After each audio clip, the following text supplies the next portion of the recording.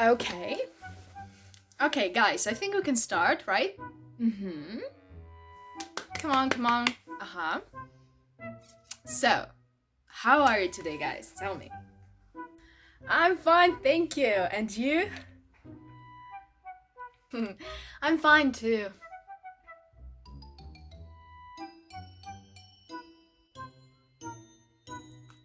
I'm fine.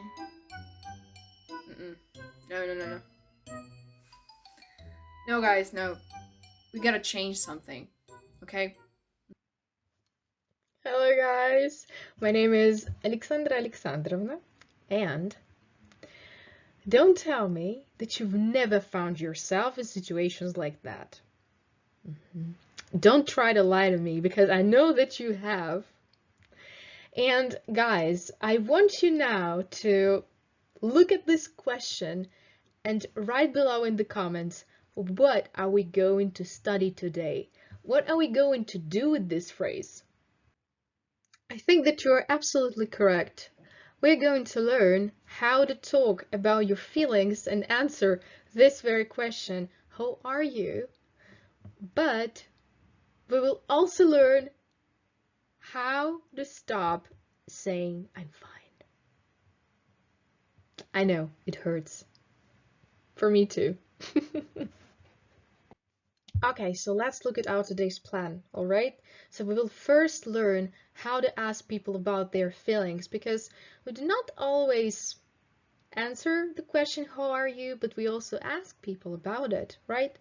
And the second part will be about our feelings and how to vary them in our speech, because guys, I really want you to improve today, to improve your English and stop saying I am fine. This is not what you mean always, right?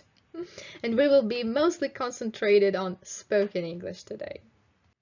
But before we start, I want to tell you a secret, because there might be different situations when we ask people how are you, and we don't always mean I want to know your emotions today, I want to know your feelings. No, it's not always like that. Let's see. So the first situation is then you and somebody else are strangers, and this is how the question how are you goes in this kind of cases. Oh, hey, how's it going? My name is Alex. Nice to meet you. So you may understand now that we do not always mean, hey, tell me everything about what you feel today, because this phrase is sometimes used just to be polite, and native speakers say it naturally. It's like saying hello. Hey, how are you today? Hey, how are you today? This phrase should be quick, and you don't have to tell everything about your feelings. All right? So be prepared for something like this so that you do not find yourself in some uncomfortable situations. A completely different situation is when you guys are friends. Exactly. This is where the question, how are you, gets more personal. You really want to know now what the person feels. You want to know his condition, his emotions. Why? For what reason? Right? Like here.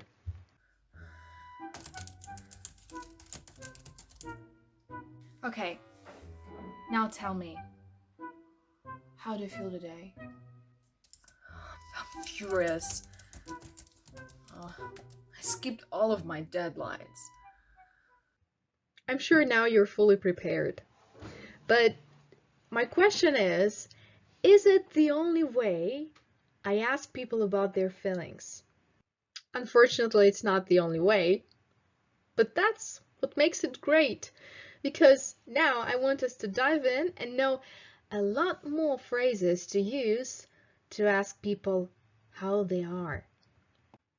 And the first phrase I want to present is, hey, how are you doing? You all can remember Joey from Friends, and this is the phrase he would always use in the series. Hey, how you doing? How you doing? Okay? And you got the simplest answer ever. I'm doing. I'm doing plus adjective, guys.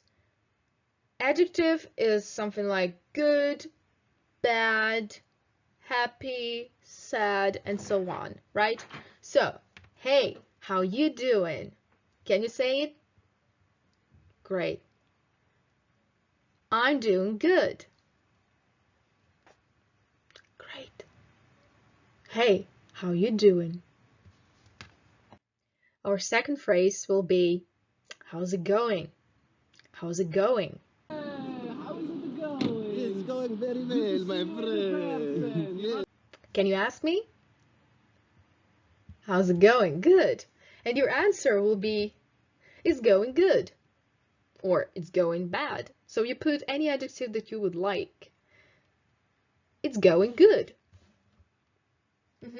Remember, in special questions, your intonation goes down.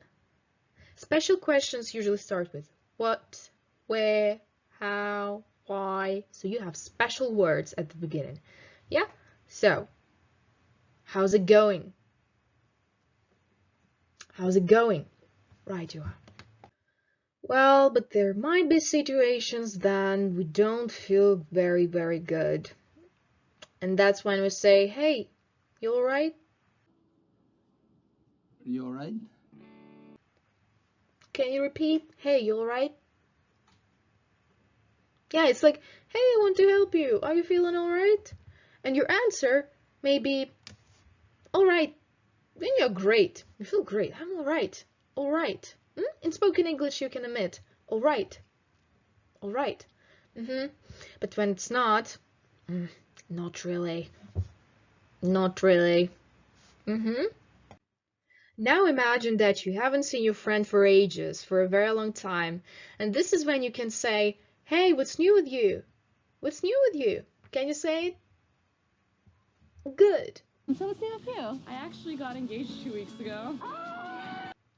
And your answer may be anything. Anything what's new with you. For example, I'm graduating. Yay, I'm graduating. This is where your knowledge of tenses may come in handy. Speaking of tenses, don't be scared of present perfect. There is a question, how have you been? How have you been? This is also something we ask when we haven't seen each other for a very long time. How have you been? I'm good. Good. How are you? I've been really well. Yeah? I'm glad you made it tonight. How have you been? I've been good. I've been a little bored lately. Yeah? So you use present perfect for the question and present perfect for the answer. But I don't want you to concentrate on tenses today. I just want you to learn the phrases themselves, all right? So just learn the form. How have you been? How have you been?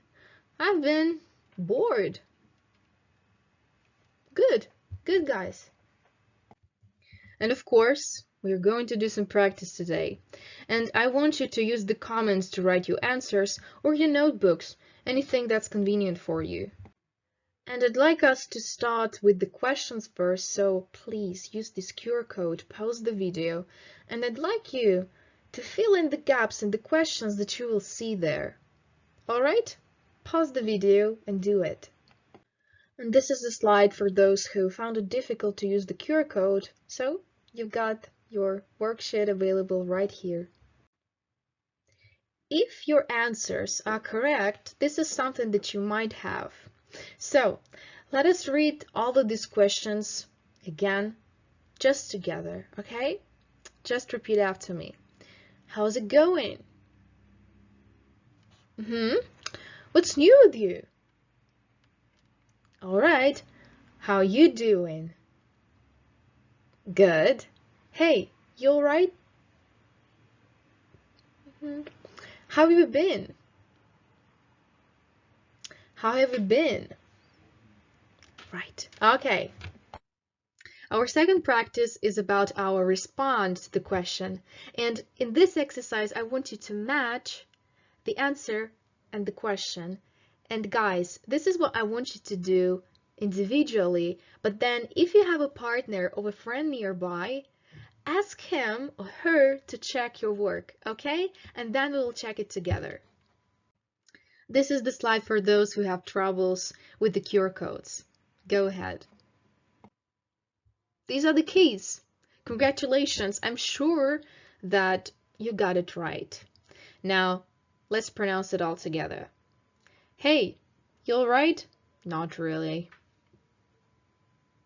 Okay, how have you been? I've been wonderful. Good. What's new with you? I'm pregnant. Congratulations if so. Okay, good. How are you doing? I'm doing excellent. Good. How's it going? It's going good. Great. Thank you so much, guys. I'm pretty sure that the answers are correct because you are smarty pants. But how do vary everything that I'd like to say? Let's see. It's pretty easy. Well, at least because you already know the cliche for the beginning. I've been, it's going, I am or I feel, I'm pretty sure you know that, I'm doing. And next goes something interesting. What is it? What do you think? Feelings. Exactly. Let's begin with the positive feelings. And guys, can you look at this picture and tell me what adjectives come to your mind when you look at it? What do you think of? Write down below. I'm sure you mentioned the word happy. Yeah, it's easy to say I'm happy, but I suggest we say flying high. I'm flying high today. Okay, I'm flying high. How's it going? I'm flying high. You see, you don't need to use exactly the same cliches for the question like how have you been? I have been good. It depends on you what to use. Just be comfortable with that. I'm flying high. I'm super happy. We all love to say I'm fine. But instead of that, I suggest we say pretty good. How are you doing? Pretty good. I'm pretty good. And you? When you're feeling excited and you're waiting for something, or you feel happy about something, you're flying high, you can also say I'm thrilled. So instead of using excited, use thrilled. Oh, I'm so thrilled today. Unfortunately, negative emotions do exist, and we also should know them. And I'd like you to do the same thing. Look at this picture and tell me what adjectives come to your mind first. Write down in the comments. If you've mentioned sad, this is for you. Instead of sad, guys, let's say down or blue. Yeah, I like the color. I'm a bit down today. I'm feeling a bit down today. Oh, I'm blue. What about you guys? Are you blue today? When you feel worried, you may be a little bit nervous, and I suggest we say it.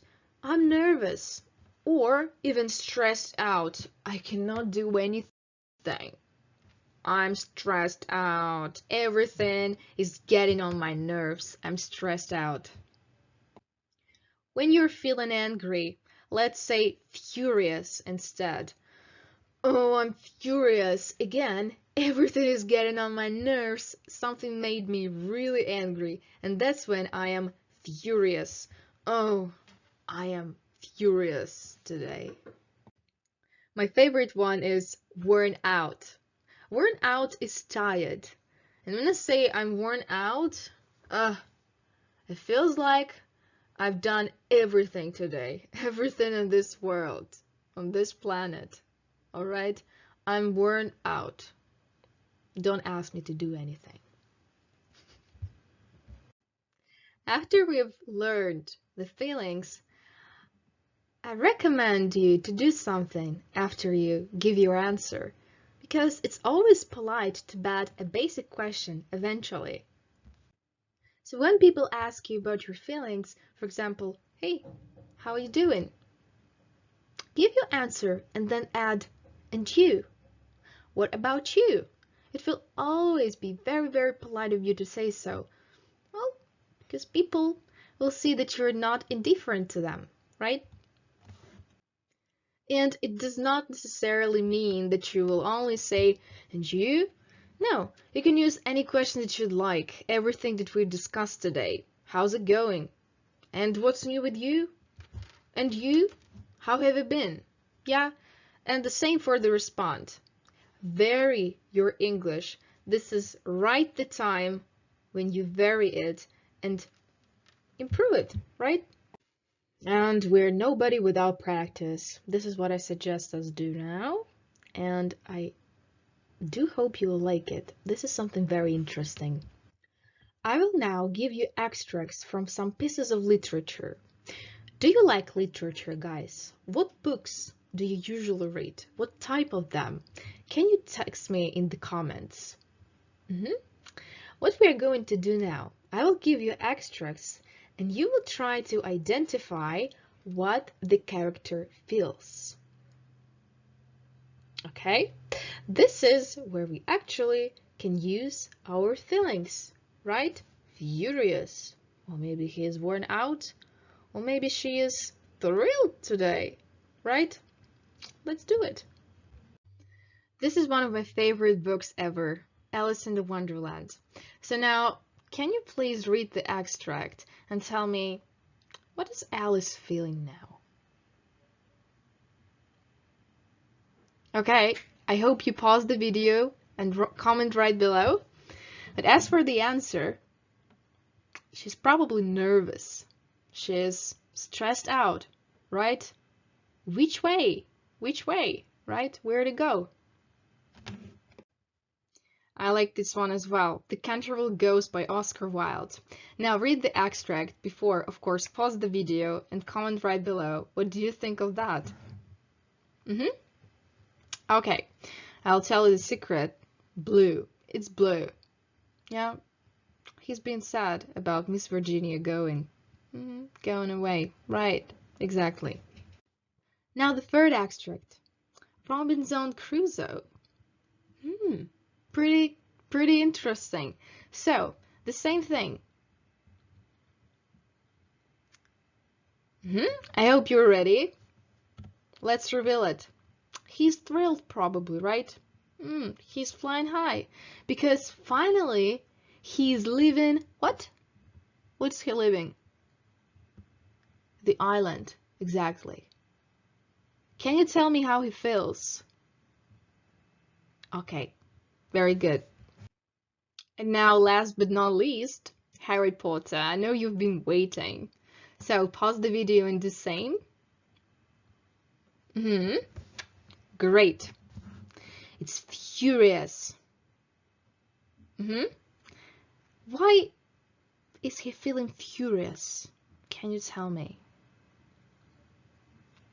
Right, because Uncle Werner doesn't want Harry to know his story. Exactly. Very good, guys. I hope all of your answers were correct. No, I don't hope. I'm sure, actually.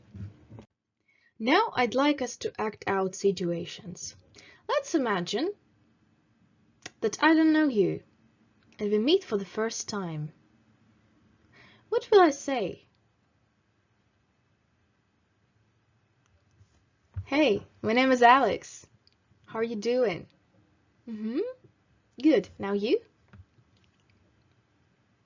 Okay, nice to meet you. Thank you. And now the second situation is when we are friends. We know each other well and we are being more personal here. So, hey, can you tell me how have you been? I've been. Get it. Okay. Write down in the comments for me so that I can read it afterwards. Now ask me. Yeah, it's going wonderful. I'm actually flying high because now I know that you learned a lot today. I'm super happy about it. Thank you. I would really appreciate if you now go to your parents, your family members, or your friend and ask them how they are, but use something else instead, okay? Use our phrases, and don't forget that English is about speaking. Any language is about speaking, so I want you to practice so that it becomes productive. And by the way, don't forget to tell me how you feel after this lesson, okay? Guys, how are you doing after this lesson? Unfortunately, it's time for us to finish, but I'm sure it was useful for you. And I also hope that you're going to use the phrases, because now you know how to ask people about their feelings and how to vary the feelings in your spoken English. I really enjoyed all of us today, and I hope to see you again because we have a lot more to learn. Thank you all for today, guys, and have a wonderful day. Bye-bye. На этом я бы хотела закончить свое занятие, но также стоит отметить изменения, которые я бы соблюдала в данном занятии, если бы у меня на уроке присутствовали дети с ограниченными возможностями здоровья. Я выбрала такую категорию, как обучающиеся с нарушением речи. Что можно сказать про таких деток? У них часто присутствует скудный словарный запас, также, конечно же, дефекты в произношении, пониженная способность к восприятию речевых звуков и аграмматизация. По поводу аграмматизации могу сказать, что, в принципе, в данном занятии не был большой акцент сделан на грамматику. Мы в большей степени концентрировались на словарный запас, на лексический материал. Поэтому я думаю, что сложностей с грамматикой в данном уроке у них не возникнет, так как мы на этом специально не акцентируем внимание. На следующем слайде я покажу, что бы я внесла, чтобы облегчить урок таким ребятам. Чтобы обеспечить комфорт ребятам на занятии, я бы предложила им карточки с русской транскрипцией. Если бы я демонстрировала видеоурок, то я бы подписывала эту русскую транскрипцию под каждой из фраз. То есть каждая единица вокабуляра, лексическая единица, будет подписана русской транскрипцией, что действительно облегчит ребятам произнесение данных выражений. Примеры вы можете видеть на слайде. Здесь видно, что я также с помощью апострофа показывала мягкость звука. Да? И если звук написан 2 раза, то его стоит произносить как длинный звук. В принципе, на этом все. Спасибо большое, что посмотрели данное занятие. Я надеюсь, что оно вам очень понравилось.